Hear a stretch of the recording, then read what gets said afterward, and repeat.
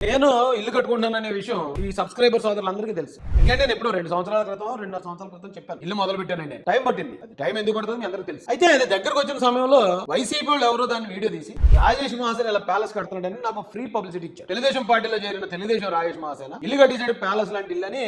నాకు తెలిసి ఆంధ్రప్రదేశ్ లో నా ఇల్లు చూడడు ఎవరు లేడు. అంత ప్రమోషన్ చేసుకోవాలంటే ఓ 10 కోట్లు పెట్టి ఫంక్షన్ చేసినా కూడా అంత పెద్ద ప్రమోషన్ నాకు రాదు. ఫ్రీ పబ్లిసిటీ బాగానే ఇచ్చారు. అప్పుడు నేను చెప్పాను నా సోర్స్, నా ఇన్కమ్ సోర్స్ ఆఫ్ ఇన్కమ్ కూడా నేను పబ్లిక్ లో చూపించాను. అంటే ఇదిగో నాకు ఇంత ఇన్కమ్ వచ్చింది, దీంతో నేను ఇలా చేశాను, పలానా చోట ఇలా నేను లోన్ తెచ్చుకున్నాను అన్ని చెప్పాను. ఆ రోజున వైసీపీ వాళ్ళు చాలా మంది నన్ను ట్రోల్ చేశాను కదా. నేను మిమ్మల్ని అడుగుతున్నాను. 2 రోజుల క్రితం కేఎన్ఆర్ అని తెలుసు కదండి, కే నాగేశ్వర రెడ్డి. నేను జగన్మోహన్ రెడ్డి గారు నన్ను వాళ్ళ ఇంటికి ఆహ్వానించి లోటస్ పాండ్ లో నేను అడగకుండానే నాకు కండు వేసేసినప్పుడు ఆయన నాకు చెప్పిన డైలాగ్ ఒకటే, కేఎన్ఆర్ రాజేష్ మహాసేన మనోడు, రాజేష్ ఏ అవసరం ఉన్నా డైరెక్ట్ నాతోటే ఉంటాడు, ఇంకా అక్కడ ఎవరు నాయకులతో ఉండడు. కాబట్టి రాజేష్ నువ్వు కేఎన్ఆర్ నెంబర్ తీసుకుని నీ నెంబర్ కేఎన్ఆర్ కి ఇవ్వాలి అంటే కేఎన్ఆర్ అంటే జగన్ గారు నా నెంబర్ తీసుకుని జగన్ గారి నెంబర్ నాకు ఇచ్చినట్టే. కేఎన్ఆర్ అంటే ఆ కేఎన్ఆర్ ఎవరండి? సాక్షి పేపర్ లో విలేకరుగా ఆయన జాయిన్ అయ్యాడట. 5 సంవత్సరాల క్రితం 10-15 వేలు జీతం. అంతకు ముందు అయినా కడపలోనే ఎక్కడో మరి ఆయన సొంత గ్రామంలో చిన్న హోటల్ నడిపించుకునే వ్యక్తి. తప్పేం కాదు, ఎందుకంటే ఎవరిలో ఎంత సమర్థత ఉందో దాడికి తెలుస్తుంది. అయితే గడిచిన 5 సంవత్సరాల్లో 200 నుంచి 300 కోట్ల రూపాయలు అసలు సంపాదించేటట్టు చాక అనిపించింది నాకు. 200 నుంచి 300 కోట్ల రూపాయలు సంపాదించేటట్టు దానికి ఉన్న అన్ని ఆధారాలు బయట పెట్టారు. ఆయనకి పలానా చోట 8 ఎకరాల ల్యాండ్ ఉంది, పలానా చోట ఫ్లాట్లు ఉన్నాయి, హుండై షోరూమ్ లో వాటాలు ఉన్నాయి, అవన్నీ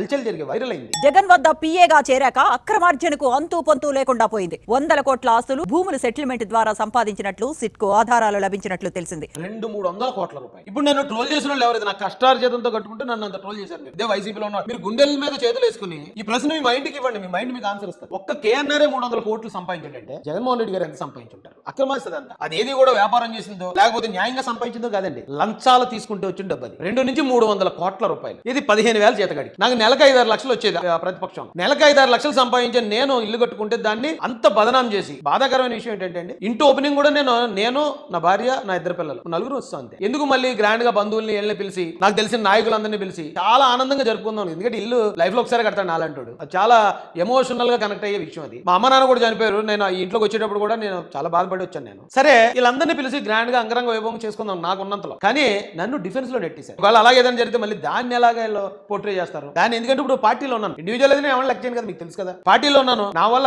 ఎప్పుడో 8 సంవత్సరాల క్రితం నేను మాట్లాడిన మాటల వల్ల పార్టీకి ఇమేజ్ ఏదైనా డ్యామేజ్ అవుద్దేమో అని నా కష్టార్జితం వల్ల వచ్చిన ఎమ్మెల్యే సీట్ ను తెలిసాను. పార్టీ బదనాం అవ్వకూడదు. అలాంటిది ఇప్పుడు నేను గట్టి నిలుతుడు రాజేష్ ఇలా ఏదో దోచేసుకుంటున్నాడేమో, అలా ఏమైనా చేస్తారేమో. ఎక్కడ ఏ ఆధారాలు ఉండవండి. ఎక్కడ ఎవడో ఒక్క పైసా నేను అక్రమంగా సంపాదించాలని నిరూపించలేరు. అయినా కూడా ఇప్పుడు కూడా గౌరవంగా బతికేవాడే ఇలాంటివి చేయడానికి అవమానంగా భావిస్తాడండి. ఇలాంటి విషయాలు ఫేస్ చేయడానికి గౌరవంగా బ్రతికేవాడు ఖచ్చితంగా సిగ్గుపడతాడు. ఏడ్రా బాబు మనకి లేనిపోయిన కూడా. కానీ కేఎన్ఆర్ ఏమైనా సిగ్గుపడినట్టు మీకు అనిపించిందా? జగన్మోహన్ రెడ్డి గారు